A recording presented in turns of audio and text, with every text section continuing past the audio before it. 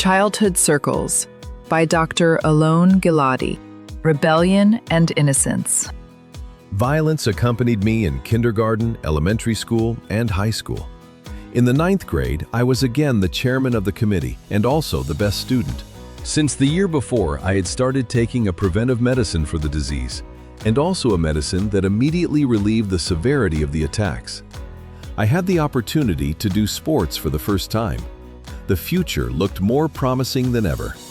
A year before, my parents decided that after the birth of my brother, it was time to leave the Tel Aviv suburb and build a small private house with a small garden in the west of the city of Herzliya.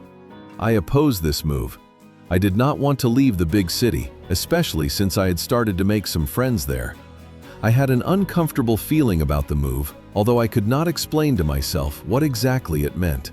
In any case, my voice was not counted in those days, and it was difficult for my parents to resist the possibility of moving from a relatively small apartment on the 4th floor, without an elevator, with 3 children, to a spacious 2-story house with a garden and windows overlooking the relatively open fields and the train. Near our new house, I would get on the bus every day from the affluent suburb and commuted to the high school, which was located in the city. The 9th grade of those days was populated by a large number of children with mild or moderate conduct disorder, and mainly with a tendency to raise their hands in different directions, mostly at each other. For some reason, they had a certain reverence for me, and I, who did not sense the approaching storm, used to raise my hand in every lesson a large number of times. I stood out at school. I was motivated, the excelled student in class, accepted by teachers and students alike.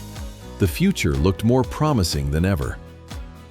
One of the most boring lessons of that period was language class. To the trouble of boredom was added another trouble. The language teacher showed signs of weakness and difficulty in dealing with the verbal violence, the rustling, the throwing of chalk, and the impatience that filled most of the classroom. One day, at the end of the lesson, the teacher remained in the classroom and gathered her belongings. The students went out for recess, and several students banded together, snatched her purse, and locked her in the classroom. I was the head of the classroom committee at the time and the liaison between the students and the teachers. I asked, demanded that they stop, but to no avail. "Don't interfere," they told me. Without a second thought, I ran to my homeroom teacher in the staff room and called her. We released the language teacher, and we returned her purse. We did the right and expected thing. At the end of that day, I packed my things and prepared to go to the bus stop heading home.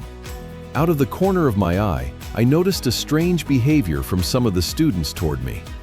Slowly, the same group that had locked up the teacher gathered around me, and more students joined them.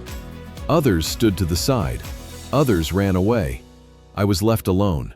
Slowly, the circle closed around me. I stood and looked at them. Not a word was said. A push here, a blow there. They developed into pushes, blows, and slaps. Using my 2 weak hands, I clawed my way out of there. I went to the bus stop and tried to figure out for myself what exactly had happened here, why it had happened, and why I hadn't prevented this event when I noticed it was starting. I got home.